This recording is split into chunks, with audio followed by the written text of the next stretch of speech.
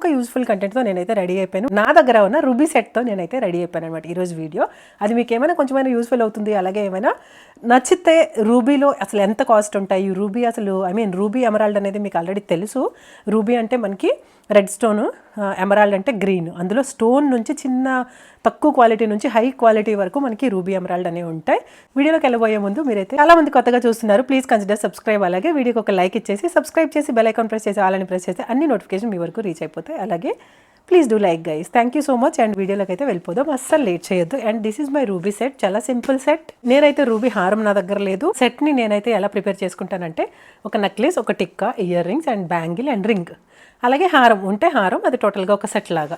Even వడ్డానం ఏంటంటే మరి దానికి మ్యాచ్ చేసేస్తూ ఉంటాను నార్మల్ వడ్డానం, ఎందుకంటే మనకి వడ్డానంలో చాలా వరకు రూబీ ఎమరాల్డ్స్ అనేవి ఫిక్స్ అయి ఉంటాయి కాబట్టి ఒత్తి రూబీతో వడ్డానం అంటే మన లైఫ్ టైం సరిపోదు, చేయించుకోలేము కూడా.